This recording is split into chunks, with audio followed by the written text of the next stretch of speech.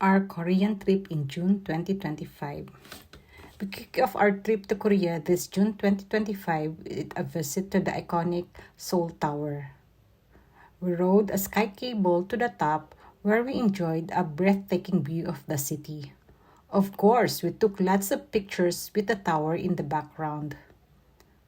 One of the highlights was buying a love lock to seal our love with Mayer. Such a sweet moment.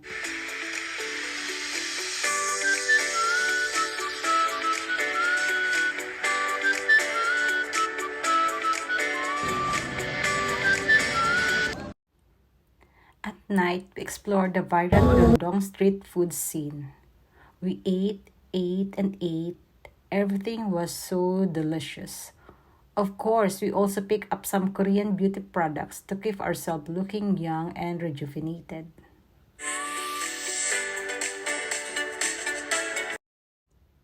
The next day, we headed to Gangnam. I couldn't resist dancing to the Gangnam style music and snapping a photo with the famous giant hand sculpture. We also visited an area with the tallest bookshelves I've ever seen. It was amazing.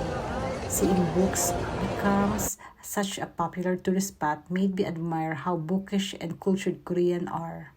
Salute to them.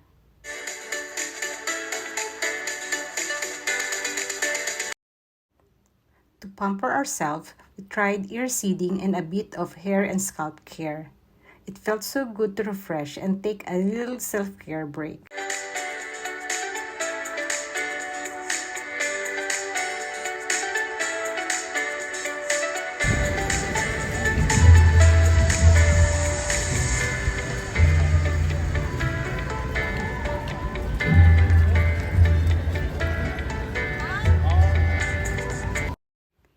Later, we visited a beautiful palace.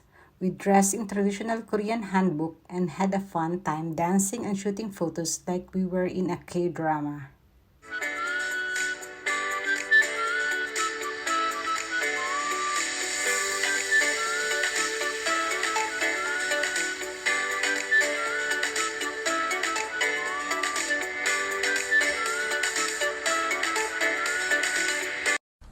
Finally, we challenged ourselves by walking a long stretch to reach a famous bridge. It was a tiring walk, but the view and experience made it all worth it. Truly, it was fun and unforgettable adventure.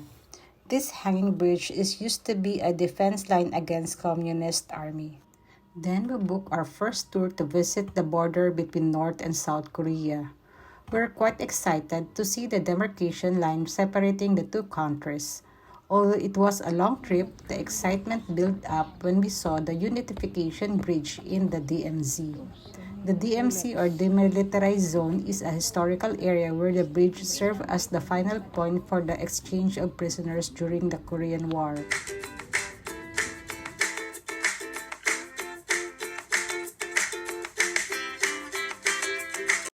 We also had a chance to look into North Korea through a telescope.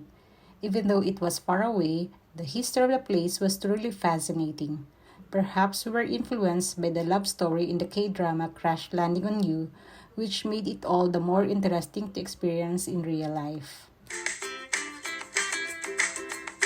We also got to experience entering the third infiltration tunnel. It's a 1 mile long tunnel. It was designed for a surprise attack to Seoul from North Korea. We also got to experience cultural performance including traditional music and dance. It showcased Korean arts, history, and culture.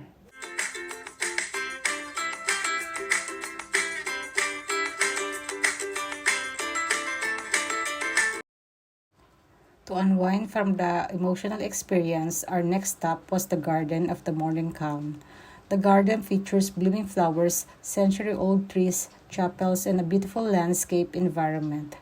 Bees buzz among the blossoms and the calming sound of the flowing water combined with artfully placed stones added to the serene beauty.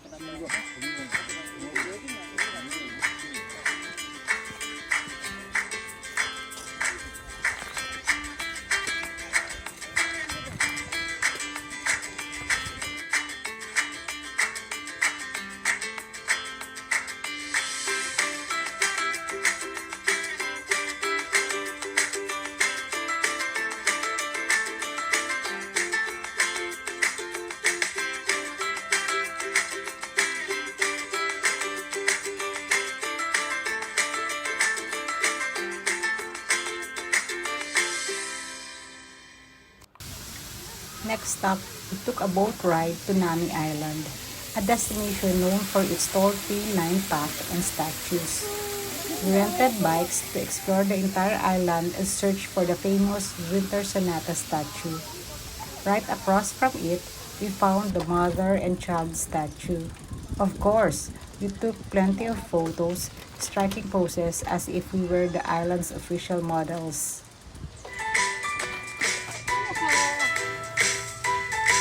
That's the Winter Sonata.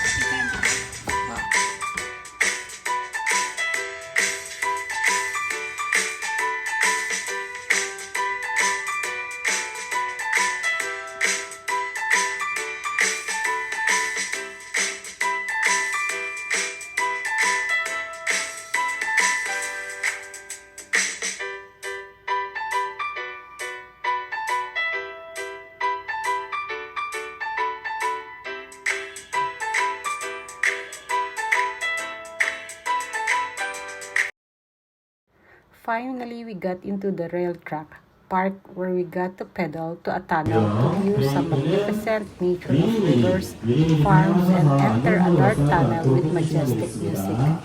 I think we got to pedal around a mountain and return through a riding back in train.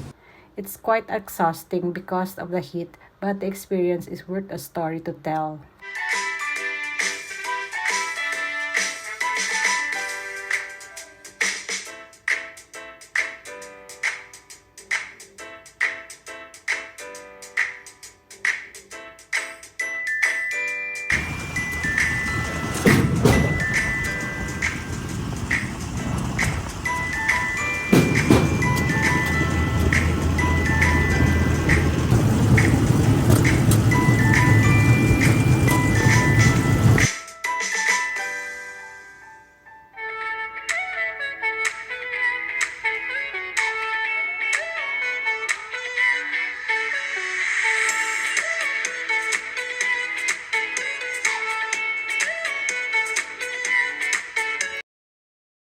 The next day, we are excited as we will be traveling to Busan. Like the movie Train to Busan. The travel is 4 hours, hence I will sleep all along. We have our check-in at Sea Cloud Residences Hotel overlooking the scenic view of the sea.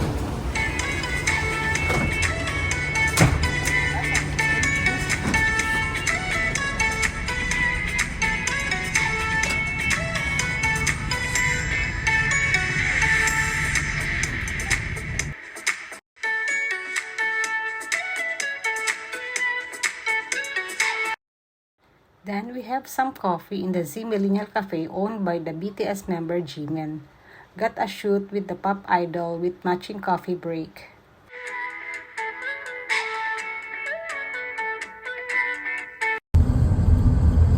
In the downtown afternoon over the sunset, we got to experience the sky capsule with the sunset color of the sky.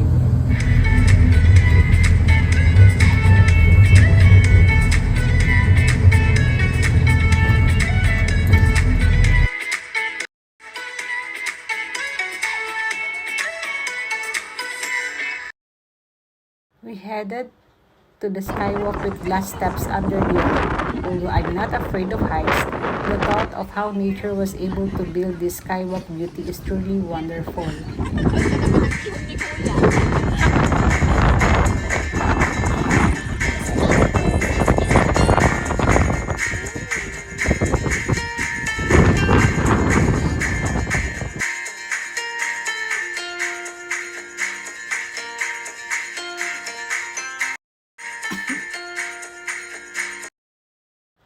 Three more destinations at night, the Bay 101 where we got to see the building light scenery at night,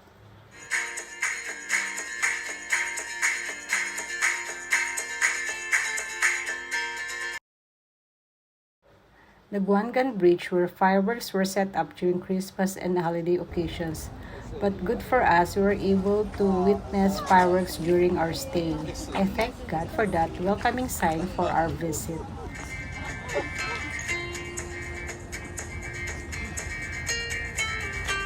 Then there is Milak the Market, where live bands perform and if you like sound tripping music experience. Our final day in Busan was still filled with meaningful experiences. We visited Gyeonggun to take part in a peaceful Buddhism practice reflecting on Korea's spiritual traditions. There we wrote our prayers on golden leaves asking for a healthy and happy family. We took pictures with the Grand Buddha statue and participated in a foot washing rituals believed to heal wounds. I also bought a small Buddha statue as a souvenir to remember the tranquility of this moment. The temples overlook the sea, adding to the serene and solemn atmosphere.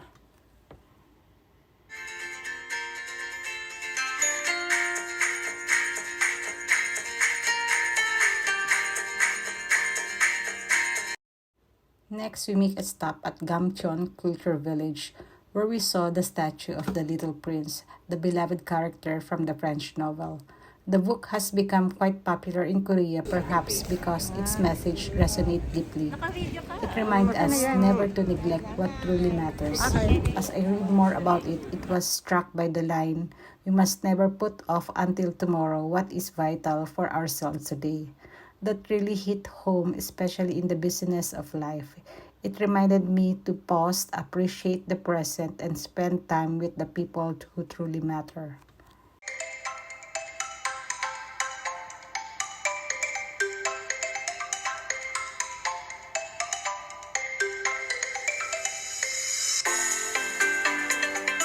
That it tastes. Later, we got to try the How does it Dalgona taste? Candy Maalat? Challenge, just like in Squid Game. Huwag mo kalapit. It's a Lila fun mo lang yan, treat, di ba, sa Squid basically Game? sugar-coated candy, but it brought back childhood memories and laughter.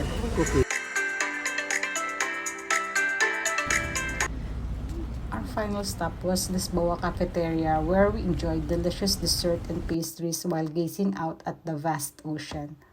Watching cargo ships sail by, I found myself imagining bringing my husband here someday, maybe during a different season like autumn or winter. Back at the hotel, which was near Handian Beach, my sister Abigail and I went out for one last walk. We chatted under the full moon, sharing stories and realization about our lives. The sea breeze, the distant sound of the live bands, and the sight of teens walking and laughing along the shore all made me reflect on one promise I hold close to my heart: to give my son JR the chance to explore the world, its culture, lifestyle, religions, and languages. I want him to learn, to see beyond borders, and to make wise, kind choices in life. I feel content, I feel love, I thank you, Lord. Thank you, God. 그 귀한 엉덩이랑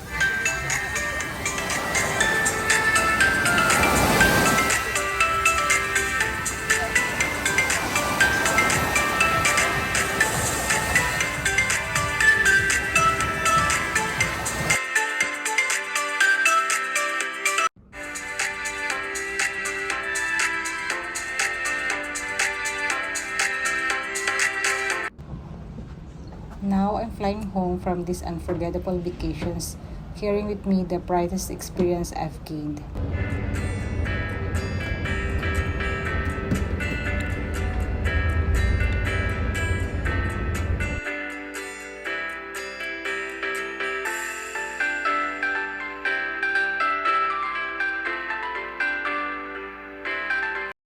I had the chance to see Carlos Yuli in person, share a heartfelt phone call with my daughter, and have a serious conversation with my husband, moments that touched me deeply. And of course, the food. How could I forget? From the flavorful samgyeopsal and fresh seafood platters to the delicious pizza at Mom's Touch and the comforting taste of bulgogi bibimbap. Every meal was worth savoring, and yes, I definitely gained a little weight.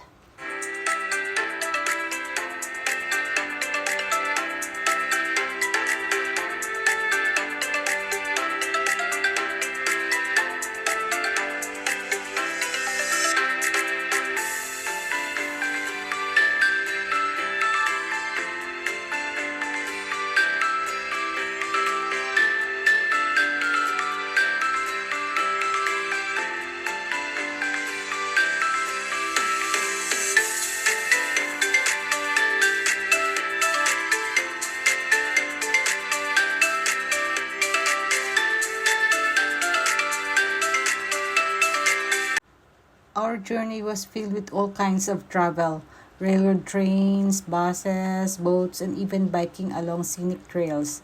And the countless walks we took, good for the body and soul. No wonder Koreans are so full of energy and strength.